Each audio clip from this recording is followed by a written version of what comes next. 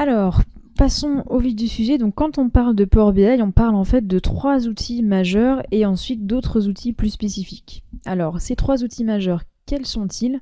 En fait, on retrouve d'abord Power BI Desktop. Donc ça, c'est vraiment le logiciel, c'est un espace de travail. Et c'est là où on va construire nos rapports, nos solutions avec méthode. Ça, c'est vraiment le logiciel qui est installé sur votre PC. Ça prend 5 minutes. Mais en tout cas, c'est effectivement un logiciel. Ensuite, on a Power BI Service, qui lui est un site internet, donc powerbi.microsoft.com, auquel on accède par un login. Donc il suffit d'avoir un compte Microsoft ou alors de s'en créer un très rapidement. Et ce Power BI Service permet de faire le lien entre les rapports créés dans Power BI Desktop et les personnes avec lesquelles vous allez souhaiter collaborer et partager vos solutions. On a aussi Power BI App, donc c'est vraiment une application iOS, Android, qui permet d'accéder au contenu de Power BI Service, mais dans sa version optimisée pour les mobiles.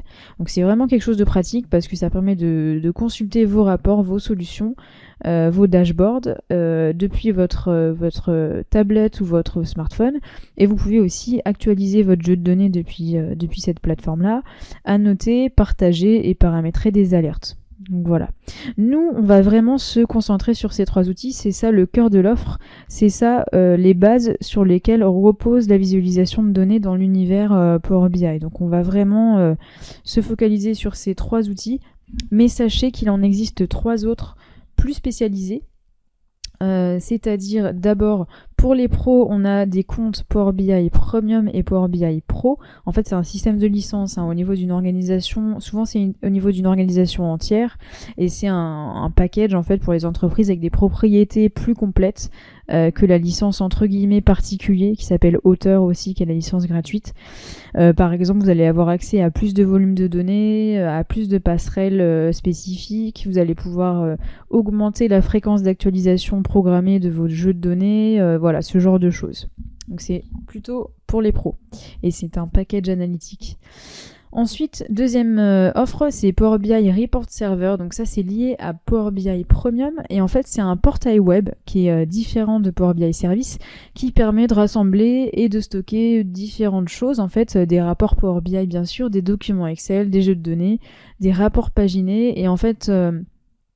c'est donc un portail de création de rapports en local, parce qu'en fait vous avez une interface qui ressemble un peu à Power BI Desktop mais qui est beaucoup plus poussée, qui est en fait un générateur de rapports plus spécifique qui appartient au SQL Server Data Tools, ça s'appelle. C'est en fait un package analytique un peu plus poussé de Microsoft. Donc voilà, voyez-le comme un Power BI Desktop avec un peu plus de fonctionnalités, qui est plutôt dédié à des spécialistes en analyse de données. Il y a des gens qui ont l'habitude de travailler sous SQL Server. Et enfin, troisième petit outil supplémentaire, Power BI Embedded. Donc Embedded en anglais, intégré, incorporé. Donc ça, c'est destiné vraiment aux développeurs de sites web, et ça permet d'intégrer des visuels dans une application ou dans un site web. Et voilà, ça fournit toute une série d'outils pour pouvoir faire ça, notamment via l'utilisation d'API. Et donc les développeurs peuvent comme ça intégrer des petits éléments Power BI à leur site web. Je vous rappelle le petit cycle Power BI. Donc les 3 outils dont je viens de parler servent justement à réaliser ces actions-là. Donc on va pouvoir couvrir tout ce cycle avec notre Power BI Desktop et notre Power BI Service et notre Power BI Application.